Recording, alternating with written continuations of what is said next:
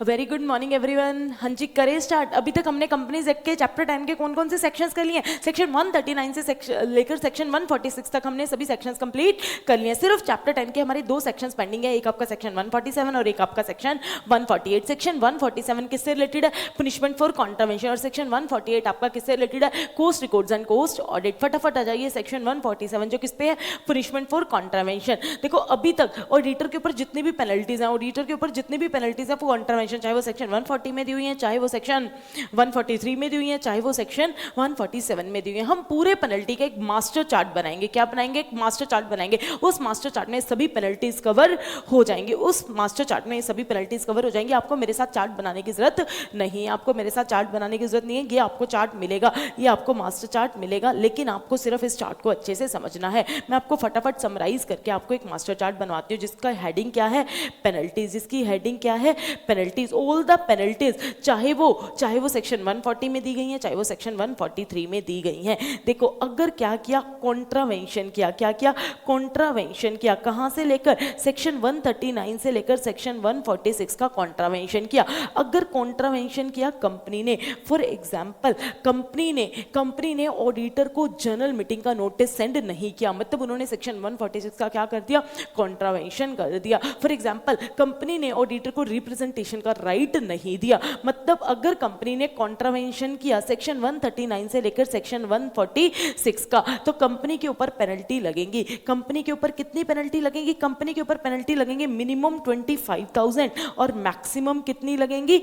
5 lakh. Minimum 25,000 और maximum 25 lakh. And every officer in default, every officer of the company in default, कोई भी officer of the company जो किस में है? डिफॉल्ट में है। एवरी ऑफिसर इन डिफॉल्ट, उसके ऊपर पेनल्टी कितनी लगेगी? मिनिमम 10,000 और मैक्सिमम 1 लाख। कितनी? मिनिमम 10,000 और मैक्सिमम 1 लाख। मैक्सिमम 1 लाख। फटाफट आ जाइए अपने चार्ट पे, साथ साथ चार्ट को कवर ऑन करते ही चलते हैं। अगर कॉन्ट्रावेन किया, किसका कॉन्ट्रावेन किया? अगर कॉन्ट्रावेन किया सेक्शन 139 से लेकर सेक्शन 146 का, अगर कॉन्ट्रावेन किया कंपनी ने, तो कंपनी के ऊपर पेनल्टी कितनी है? मिनिमम 25,000 और मैक्सिमम 5 लाख। और एवरी ऑफिसर इन डिफॉल्ट, तो उसके ऊपर मिनिमम पेनल्टी कितनी है? 10,000 और मैक्सिमम कितनी है? मैक्सिमम कितनी है आपकी? 1 लाख। अब आ जाइए ऑडिटर के ऊपर सारी पेनल्टीज डिस्कस करते हैं। सबसे पहले ऑडिटर के ऊपर पेनल्टी, अगर आपको याद हो सेक्शन 140 सबसेक्शन 2 किस पे था? फटाफट बताओ। सेक्शन 140 सबसेक्शन 2 किस पे था? Resignation. Auditor has right that auditor can resign at any time, लेकिन उसकी एक ड्यूटी थी, auditor shall file a statement along with the reasons for resignation. उसको ये स्टेटमेंट फाइल करनी है विद इन 30 डेज। एक तो वो कंपनी को इंटीमेट करेगा कि उसने रिजाइन किया है, और उसको आरओसी को एडीटी 3 में इंटीमेट करना पड़ेगा, और गवर्नमेंट कंपनी के केस में उसको सीएजी को इंटीमेट करना पड़ेगा। तो अगर ऑडिटर ने सेक्शन 140 सबसेक्शन 2 का कॉन्ट्रावीन किया, तो उसको सेक्शन 140 सबसेक्शन 3 में पेनलाइज किया जाता है। मतलब अगर ऑडिटर रिजाइन का इंटीमेशन नहीं करता, नॉन इंटीमेशन ऑफ रेजिग्नेशन, तो उसको सेक्शन 140 सबसेक्शन 3 में पेनलाइज किया जाता है। मिनिमम पेनल्टी कितनी है? 50,000 और remuneration which ever is less. 50,000 और remuneration which ever is less. और एडिशनल पेनल्टी कितनी है? 500 rupees in case of continual failure. Additional penalty कितनी है? 500 rupees per day till the failure continues. उसके ऊपर 500 रुपीज पर डे लगेंगी टिल द फेलियर कॉन्टिन्यूज। और मैक्सिमम पेनल्टी कितनी है? 2 लाख तक की है। मैक्सिमम पेनल्टी कितनी है? 2 लाख तक की है। अब आते हैं section 140 subsection 5, removal by tribunal. अगर ऑडिटर को कौन रिमूव करती है? ट्रिब्यूनल रिमूव करती है। If an order has been passed by the tribunal to remove the auditor. Tribunal कब ऑर्डर पास करती है? If the tribunal is satisfied that auditor has acted in a fraudulent manner या फिर abated or colluded in any fraud with relation to company, its officers or employees। अगर auditor को remove किया गया due to fraud by the tribunal, अगर auditor के against order pass किया गया ट्रिब्यूनल ने टू चेंज द ऑडिटर्स, मतलब ऑडिटर को रिमूव किया गया, तो that auditor will not be eligible to be appointed as an auditor of any company for a period of 5 years। वो 5 साल के लिए किसी भी कंपनी में ऑडिटर बनने के लिए क्या हो जाएगा? डिसक्वालीफाई हो जाएगा। तो वो डिसक्वालीफाई हो जाएगा for 5 years to be appointed as an auditor of any company, और उसको 447 में पैनलाइज किया जाएगा। वो उसको 447 में पैनलाइज किया जाएगा। अब आ जाइए सेक्शन 143 सबसेक्शन 15। अगर आपको याद हो सेक्शन 143 सबसेक्शन 12 किस पे था? Reporting of fraud. ऑडिटर को फ्रॉड को रिपोर्ट करना पड़ता है। अगर फ्रॉड इंडिविजुअल फ्रॉड 1 करोड़ या उससे ज्यादा है तो ऑडिटर को सेंट्रल गवर्नमेंट को रिपोर्ट करना पड़ता है। अगर ऑडिटर ने फ्रॉड की रिपोर्टिंग सेंट्रल गवर्नमेंट को नहीं की, मतलब नॉन रिपोर्टिंग ऑफ फ्रॉड, अगर ऑडिटर ने फ्रॉड की रिपोर्टिंग नहीं की, अगर ऑडिटर ने फ्रॉड की रिपोर्टिंग नहीं की, अगर वो लिस्टेड कंपनी का केस था, अगर किसका केस था? लिस्टेड कंपनी का केस था, तो उसके ऊपर पेनल्टी कितनी है? 5 लाख। और अदर कंपनी के केस में पेनल्टी कितनी है? 1 लाख। पेनल्टी कितनी है? 1 लाख। अब आ जाइए सेक्शन 147 सबसेक्शन 2। सबसे पहले इन 3 सेक्शंस को रीड कर लेते हैं हमारे मास्टर चार्ट से। अब आते हैं penalties related to auditor. Section 140 subsection 3, अगर ऑडिटर ने नॉन इंटीमेशन ऑफ रेजिग्नेशन, मतलब 140 सबसेक्शन 2 का 140 सबसेक्शन 2 का कॉन्ट्रावेन किया तो मिनिमम पेनल्टी कितनी है? 50,000 और remuneration whichever is less, or in case of continuing failure 500 rupees each day after the first during such failure continues, और maximum कितनी है? 2 लाख तक। maximum कितनी है? 2 लाख। सेक्शन 140 सबसेक्शन 5 क्या है? Removal by tribunal. अगर ट्रिब्यूनल ऑर्डर पास करती है अगेंस्ट द ऑडिटर कि it should be change, auditor की चेंज करने के लिए ऑर्डर पास करती है, तो not be eligible to be appointed as an auditor for 5 years from the date of auditor. वो 5 साल के लिए किसी भी कंपनी में ऑडिटर बनने के लिए क्या हो जाएगा? डिस्क्वालीफाई हो जाएगा और उसको 447 में पैनलाइज किया जाएगा, उसको 447 में पैनलाइज किया जाएगा। Section 140 subsection 15 non reporting of fraud. अगर ऑडिटर ने सेंट्रल गवर्नमेंट को फ्रॉड की रिपोर्टिंग नहीं की, फ्रॉड 1 करोड़ या उससे ज्यादा था, तो लिस्टेड कंपनी के केस में पेनल्टी कितनी है? 5 लाख। और अदर कंपनी के केस में पेनल्टी कितनी है? 1 लाख। अब आ जाइए सेक्शन 140 सबसेक्शन 2। सेक्शन 147 सबसेक्शन 2 ये क्या है? अगर ऑडिटर कॉन्ट्रावीन करता है, अगर ऑडिटर क्या करता है? कॉन्ट्रावीन करता है सेक्शन 139, सेक्शन 144 या फिर सेक्शन 145। फॉर एग्जांपल 145 का एग्जांपल देती हूँ। अगर ऑडिटर ने साइन नहीं किया, अगर ऑडिटर ने साइन नहीं किया और किसी और पर्सन ने ऑडिटर के बिहाफ पे साइनिंग किया, तो मतलब अगर ऑडिटर ने साइनिंग की गलती की। 144 अगर ऑडिटर ने प्रोहिबिटेड सर्विसेज दी, अगर ऑडिटर ने प्रोहिबिटेड सर्विसेज दी। सेक्शन 139 ऑडिटर सर्टिफिकेट देता है सेक्शन 139 में कि मैं एलिजिबल हूं, मैं डिसक्वालीफाई नहीं हूं। ना तो चार्टर्ड अकाउंटेंट एक्ट में ना कंपनीज एक्ट में ऑडिटर डिसक्वालीफाई था, लेकिन उसने झूठा सर्टिफिकेट दे दिया कि मैं डिसक्वालीफाई नहीं हूं। उसने लिस्ट ऑफ प्रोसीडिंग्स दी और उसके अगेंस्ट केस चल रहा था, लेकिन उसने लिस्ट ऑफ प्रोसीडिंग में क्या लिख दिया? मेरे अगेंस्ट कोई केस नहीं चल रहा, मेरे अगेंस्ट कोई प्रोफेशनल मैटर ऑफ मिसकंडक्ट नहीं चल रहा। तो अगर ऑडिटर ने कॉन्ट्रावीन किया सेक्शन 139 का, सेक्शन 144 का या सेक्शन 145 का, तो देखो फॉर एग्जांपल एक बात बताना, अगर एक ऑडिटर ने क्या किया, ध्यान से सुनना, अगर एक ऑडिटर ने जनरल मीटिंग अटेंड नहीं की तो क्या सेक्शन 147 सबसेक्शन 2 में पैनलाइज होगा? The answer to this is no, क्योंकि यहाँ 146 कवर नहीं है और 143 भी कवर नहीं है, लेकिन 143 subsection 15 non reporting of fraud की पेनल्टीज अलग से दी गई हैं। 140 इसलिए कवर नहीं है क्योंकि 140 यहां ऑलरेडी कवर हो चुका है। अब ध्यान से सुनना, अगर ऑडिटर ने कॉन्ट्रावीन किया सेक्शन 139 का, सेक्शन 144 का, सेक्शन 145 का, तो उसके ऊपर मिनिमम पेनल्टी कितनी है? 25,000। मिनिमम पेनल्टी कितनी है? 25,000 और मैक्सिमम कितनी है? 5 लाख। और 4 times of remuneration which ever is less, 4 times of remuneration which ever is less. Minimum penalty कितनी है? 25,000 और मैक्सिमम कितनी है? 5 लाख और 4 times of remuneration which ever is less. अब ध्यान से सुनना, इफ ऑडिटर ने कॉन्ट्रावीन किया था नोइंगली या फिर विलफुली, अगर ऑडिटर ने कॉन्ट्रावीन जानबूझकर किया था, if the contravention, if it proves कि ऑडिटर ने ये जो कॉन्ट्रावेंशन किया था वो नोइंगली या फिर विलफुली किया था, जानबूझकर किया था, with an intention to deceive, उसका इरादा था धोखा देना, उसका इरादा था धोखा देना टीसीएस कंपनी को, मतलब किसको धोखा देना? टैक्स अथॉरिटीज को धोखा देना, क्रेडिटर्स को धोखा देना, शेयर होल्डर्स को धोखा देना या फिर कंपनी को धोखा देना। अगर ऑडिटर ने ये कॉन्ट्रावेंशन जानबूझकर किया था, नोइंगली या फिर विलफुली किया था, टू डिसीव, धोखा देने के लिए, टैक्स अथॉरिटी को धोखा देने के लिए, क्रेडिटर्स को धोखा देने के लिए, शेयर होल्डर्स को धोखा देने के लिए, कंपनी को धोखा देने के लिए, तो उसको इंप्रिजनमेंट हो सकती है। क्या हो सकती है? इंप्रिजनमेंट हो सकती है, विच में एक्सटेंड टू 1 ईयर। उसको 1 साल तक जेल जाना पड़ सकता है, उसको 1 साल तक खाना पीना फ्री मिल सकता है। और मिनिमम पेनल्टी कितनी कितनी है, मिनिमम पेनल्टी है 50,000 एंड मिनिमम पेनल्टी कितनी है 50,000 और मैक्सिमम पेनल्टी कितनी है 25 लाख और 8 times of remuneration which ever is less, 25 lakh और 8 times of remuneration which ever is less. या तो उसको 1 साल की जेल तक हो सकती है और उसके ऊपर मिनिमम पेनल्टी तो कितनी लगेगी 50,000 और मैक्सिमम पेनल्टी कितनी होगी 25 लाख और 8 times of the remuneration which ever is less. एक बार यहां तक पढ़ते हैं फिर आगे भी चलेंगे।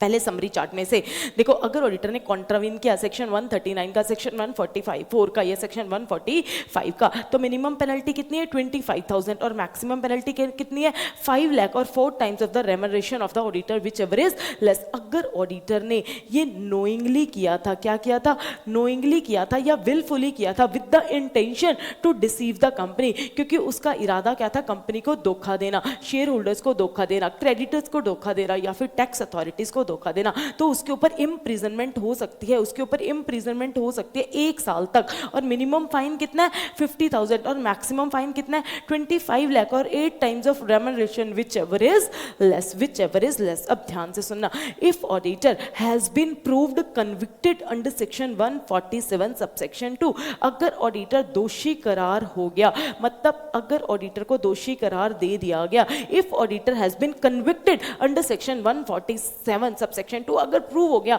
कि ऑडिटर ने कॉन्ट्रावेंशन किया है, if it has been proved that auditor has if auditor has contravene, अगर if auditor proves convicted, अगर ऑडिटर को दोषी करार दे दिया गया अंडर सेक्शन 147 सबसेक्शन 2, एक तो उसको कंपनी को अपना रेमनरेशन रिफंड करना पड़ेगा, एक तो उसको अपना क्या रिफंड करना पड़ेगा, एक उसको रेमनरेशन रिफंड करना पड़ेगा। क्या रिफंड करना पड़ेगा, अपना रेमनरेशन जो उसे मिला है उसे रिफंड करना पड़ेगा और उसको डैमेजेस पे करने पड़ेंगे, पे द डैमेजेस, उसको डैमेजेस पे करने पड़ेंगे। किस किस को डैमेजेस पे करने पड़ेंगे, जैसे हम बोलते हैं जीएमसीएस, मैं बोलती हूँ वैसे सीएमसीएस, क्या बोलते हैं सीएमसीएस, जो कंपनी को लॉस हुआ है, जो मेंबर्स को लॉस हुआ है, जो क्रेडिटर्स को लॉस हुआ है, या फिर कोई स्टैट्यूटरी बॉडी या फिर अथॉरिटी को लॉस हुआ है, किसको लॉस हुआ है, स्टैट्यूटरी बॉडी या फिर अथॉरिटी को लॉस हुआ है ड्यू टू मिसलीडिंग या फिर incorrect statement made by the auditor in the audit report. Auditor ने जो इनकरेक्ट या मिसलीडिंग स्टेटमेंट दी थी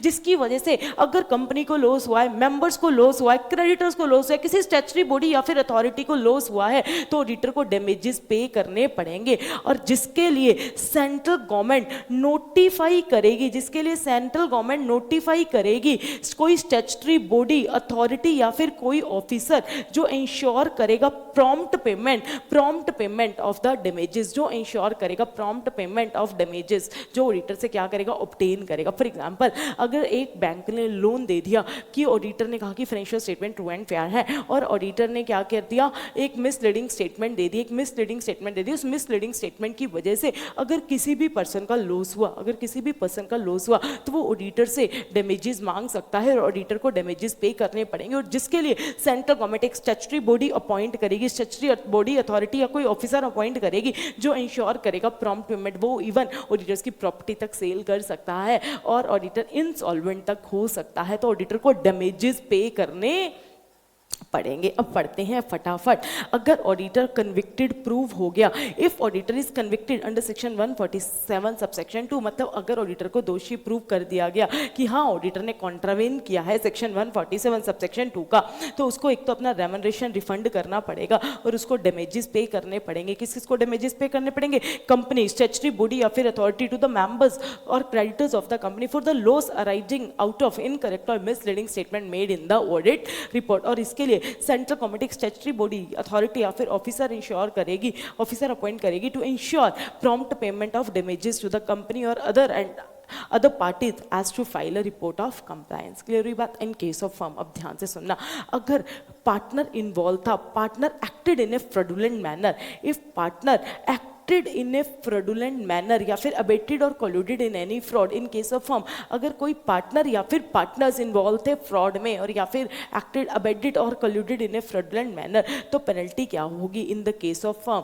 in the case of firm जो सिविल या फिर क्रिमिनल लाइबिलिटी है अदर देन फाइन। प्रैक्टिकली जो सिविल या फिर चाहे सिविल लाइबिलिटी है चाहे क्रिमिनल लाइबिलिटी है वो किस पे होगी, एक तो पार्टनर या फिर पार्टनर कंसर्न जिसने फ्रॉड किया है और इस केस में firm jointly and severally severally liable होगी, फर्म क्या होगी, जॉइंटली एंड सेवरली लाइबल होगी। और in case of criminal liability other than fine, in case of criminal liability other than fine मतलब अगर इम्प्रिजनमेंट वाली लाइबिलिटी होगी, अगर जेल की सजा होगी, तो वो किस पे होगी, पार्टनर या फिर पार्टनर कंसर्न जो फ्रॉड में इन्वॉल्व थे, जिन्होंने फ्रॉड किया है। ध्यान से सुनना, जो फाइन से रिलेटेड पेनल्टीज होंगी उसमें पार्टनर से ली जाएगी और फर्म भी उस केस में जॉइंटली एंड सेवरली लाइबल होगी। ऐसे पार्टनर को क्यों एडमिट किया था, जो फ्रॉडुलेंट एक्टिविटी करता है। और अगर कोई criminal liability other than fine मतलब इम्प्रिजनमेंट वाली लाइबिलिटी, बल्कि जेल, फर्म तो जाएगी नहीं, तो जेल में कौन जाएगा, जो पार्टनर ने फ्रॉड किया है, जो पार्टनर फ्रॉड में इन्वॉल्व था। तो अगर फ्रॉड में, अगर फर्म के केस में अगर पार्टनर फ्रॉड में इन्वॉल्व था, तो जो सिविल और क्रिमिनल लाइबिलिटी है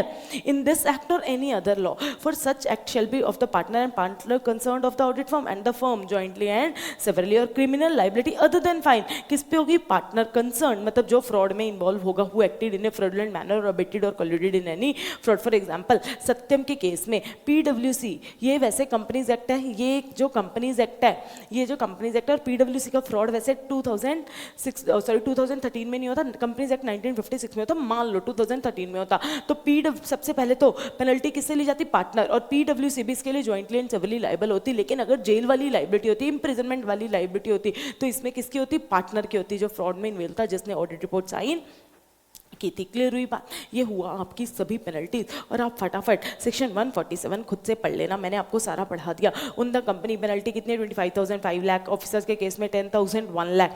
और ऑडिटर ने, अगर मैंने आपको मास्टर चार्ट ही बनवा दिया, जब अब अगर ऑडिटर ने कन्विक्टेड प्रू कॉन्ट्रावेन किया सेक्शन 139 का, सेक्शन 145 का 25,000 5 लाख और 4 times of remuneration which ever is less, अगर उसने नोइंगली या फिर इंटेंशनली किया था, ये हम सारा कर चुके हैं। आप इसको एक बार क्या कर लेना, रीड कर लेना, एक बार आप इसको खुद से क्या कर लेना, रीड कर लेना। अब आ जाइए सेक्शन 447 की पेनल्टी। अब आ जाइए सेक्शन 447 की पेनल्टी। सेक्शन 447 की पेनल्टी सिर्फ ऑडिटर से रिलेटेड नहीं है, ये पेनल्टी किससे रिलेटेड है, पुनिशमेंट फॉर फ्रॉड। कोई भी person who has been involved in the fraud, any person who has been involved in the fraud, तो ये क्या है, punishment for fraud. It is not only for the auditor, it is under in the whole companies act, under companies act 2013 if any person has been involved in the fraud. अब फटाफट मैं आपको अपने master chart से पढ़वाती हूँ, फिर मैं आपको इसका सम अप करवाऊंगी। Punishment for fraud, a person who is been guilty of fraud, जो गिल्टी प्रूव हो गया किसका, फ्रॉड का। अगर फ्रॉड क्या है, if fraud at least fraud is greater than or equal to, fraud is greater than or equal to 10 lakh rupees or 1% of turnover of the company which ever is less. ध्यान से सुनना, फ्रॉड को दो part में divide कर दिया, materiality decide कर दी कि अगर फ्रॉड का अमाउंट इससे ज्यादा है तो पेनल्टी इतनी होगी, अगर फ्रॉड का अमाउंट इससे कम है तो पेनल्टी इतनी होगी। ध्यान से सुनना, अगर फ्रॉड ज्यादा है या ग्रेटर देन टू, किससे ज्यादा है, 10 लाख और 1% ऑफ टर्नओवर, 10 लाख और 1% of turnover, which ever is less, which ever is less, which ever is less. अब ध्यान से सुनना, विच एवर इज लेस, अगर फ्रॉड इससे ज्यादा है तो पेनल्टी कितनी होगी। पहले मैं आपको एक एग्जांपल देती हूँ। फॉर एग्जांपल, एक एंटिटी है जिसका टर्नओवर कितना है, 10 लाख, मान के चलो एंटिटी का टर्नओवर कितना है, 10 लाख। एंटिटी का टर्नओवर कितना है, 20 लाख। एंटिटी का टर्नओवर कितना है, 20 लाख। अब लो 20 लाख का 1% कितना हो गया, 2 लाख हो गया। 20 लाख का 1% कितना हो गया, सॉरी 20 लाख मान लो 200 लाख। एंटिटी का टर्नओवर कितना है, 200 लाख है। एंटिटी का टर्नओवर कितना है, 200 लाख है। और अब आप देखो टर्नओवर का 1% मतलब 200 लाख का 1% कितना हो गया, 2 लाख हो गया। और 10 lakh which ever is less, बताओ क्या कम हो गया, 2 लाख। अगर फ्रॉड 2 लाख या उससे ज्यादा है, अगर फ्रॉड 2 या लाख या उससे ज्यादा है, फॉर एग्जाम्पल ऑडिटर ने फ्रॉड किया 3 लाख का, मतलब ये फ्रॉड 2 लाख से ज्यादा का है, तो ऑडिटर के ऊपर ये पेनल्टी लग जाएंगी। अगर फ्रॉड जो किया है, अगर फ्रॉड का amount greater than or equal to 10 lakh और 1% of turnover of the company which ever is less, अगर फ्रॉड इससे ज्यादा है तो इम्प्रिजनमेंट कितनी होगी, इम्प्रिजनमेंट मिनिमम होगी 3 months, minimum 6 months, sorry minimum 6 months, और मैक्सिमम कितनी हो सकती है, 10 साल। जेल कितने महीने की हो सकती है, 6 महीने से लेकर 10 साल तक की जेल हो सकती है। कितने तक की जेल हो सकती है, 6 मंथ्स। इम्प्रिजनमेंट कितनी है, 6 मंथ्स और up till 10 years. Minimum 6 months और maximum it can up till 10 years. और फाइन कितना है, minimum amount of fraud, minimum amount of fraud, minimum amount of fraud और maximum it can extend to 3 times. For example हमारे case में fine कितना होगा, मान लो मिस्टर ए ने 3 लाख का फ्रॉड किया है, जो ज्यादा है किससे, 1% ऑफ टर्नओवर और 10 lakh which ever is lower, इससे ज्यादा है। अब मिस्टर ए ने 3 लाख का फ्रॉड किया है तो इनके ऊपर मिनिमम पेनल्टी तो कितनी होगी, मिनिमम फाइन कितना होगा, 2 लाख, या मैक्सिमम 3 टाइम्स ऑफ फ्रॉड तो इनके ऊपर फाइन कितना होगा, 2 लाख से लेकर 6 लाख के बीच में। और इनको जेल जाना पड़ सकता है 6 महीने से लेकर 10 साल तक, जेल जाना पड़ सकता है 6 महीने से लेकर 10 साल तक। और अगर पब्लिक इंटरेस्ट इन्वॉल्व था, अगर क्या इन्वॉल्व था, if public interest is involve, अगर क्या इन्वॉल्व था, पब्लिक इंटरेस्ट इन्वॉल्व था, तो इम्प्रिजनमेंट मिनिमम कितनी होगी, 3 साल की सजा होगी ही होगी। तो इम्प्रिजनमेंट कितनी होगी, 3 साल की मिनिमम होगी और मैक्सिमम 10 साल तक। तो अगर पब्लिक इंटरेस्ट इन्वॉल्व था तो मिनिमम सजा 3 साल की होगी ही होगी और मैक्सिमम 10 साल तक हो सकती है। अब पढ़ते हैं 447 की पेनल्टी आपके मास्टर चार्ट से। मैं आपको लाइबिलिटीज ऑफ ऑडिटर का एक चैप्टर है आपका, उसमें 447 की पेनल्टीज है, मैं आपको वहां दोबारा नहीं करवाऊंगी, ध्यान से सुन लो, मैं आपको वहां दोबारा नहीं करवाऊंगी। अगर फ्रॉड ज्यादा है या ग्रेटर देन है 10 लाख और 1% of turnover which ever is lower, तो जेल कितनी होगी, मिनिमम 6 मंथ्स और मैक्सिमम कितने साल की हो सकती है, 10 साल तक की हो सकती है। और फाइन कितना होगा, minimum amount involve in the fraud और maximum it can extend to 3 times of the amount of fraud. और अगर पब्लिक इंटरेस्ट इन्वॉल्व था तो imprisonment shall not be less than 3 years. तो अगर पब्लिक इंटरेस्ट इन्वॉल्व था तो मिनिमम सजा 3 साल की होगी और मैक्सिमम वही 10 साल तक की हो सकती है, वही 10 साल तक की हो सकती है। अब ध्यान से सुनना 447, अगर फ्रॉड कम है, अगर फ्रॉड का अमाउंट कम है, किससे कम है, 10 लाख और 1% of turnover which ever is lower, अगर इससे कम है और पब्लिक इंटरेस्ट इन्वॉल्व नहीं है and no public interest is involve, और पब्लिक इंटरेस्ट इन्वॉल्व नहीं है, no public interest is involve, अगर पब्लिक इंटरेस्ट इन्वॉल्व नहीं है, अगर पब्लिक इंटरेस्ट इन्वॉल्व नहीं है, ध्यान से सुनना, यहां से पढ़ो आप अपने मास्टर चार्ट से। अगर फ्रॉड किससे कम है, 10 लाख रुपीस और 1% of turnover which ever is lower and does not involve public interest, public interest involve नहीं है, पब्लिक इंटरेस्ट इन्वॉल्व नहीं है। फॉर एग्जाम्पल, अब मैं आपको इसका एग्जाम्पल देती हूँ। फॉर एग्जाम्पल यही केस ले लेते हैं, अगर एंटिटी का टर्नओवर है 200 लाख, एंटिटी का टर्नओवर है 200 लाख, तो इसका 1% कितना हो गया, 2 लाख हो गया, और 10 lakh which ever is less, क्या कम हो गया, 2 लाख। अगर फ्रॉड किया है 1 लाख का और पब्लिक इंटरेस्ट इन्वॉल्व नहीं है एंड पब्लिक इंटरेस्ट इन्वॉल्व नहीं है, तो आपको यहां पेनलाइज किया जाएगा, क्योंकि फ्रॉड का अमाउंट कम है, किससे, 10 लाख और 1% of turnover which ever is less and no public interest is involve. तो इस केस में मिनिमम फाइन कितना है, मिनिमम फाइन है आपका, कितना भी हो सकता है, मैक्सिमम फाइन 10 लाख तक हो सकता है, तो आपका फाइन कितना होगा, 50 लाख तक हो सकता है, आपके ऊपर फाइन 50 लाख तक लगाया जा सकता है। और इम्प्रिजनमेंट हो सकती है 5 साल तक, तो 0 से लेकर 5 साल तक आपके ऊपर इम्प्रिजनमेंट हो सकती है, और बोथ। तो इस केस में फाइन मैक्सिमम कितना हो सकता है, 50 लाख तक का हो सकता है, और इम्प्रिजनमेंट 5 साल तक की हो सकती है, या फिर दोनों हो सकते हैं। फटाफट आ जाइए, क्या है, इम्प्रिजनमेंट कितनी है, मे एक्सटेंड टू 5 ईयर्स, मतलब 0 से लेकर 5 साल तक की जेल हो सकती है। फाइन 0 से लेकर 50 लाख तक का फाइन हो सकता है, या दोनों हो सकते हैं, या दोनों हो सकते हैं। ये खत्म हो गया आपका सारा पेनल्टीज, ये आपकी सभी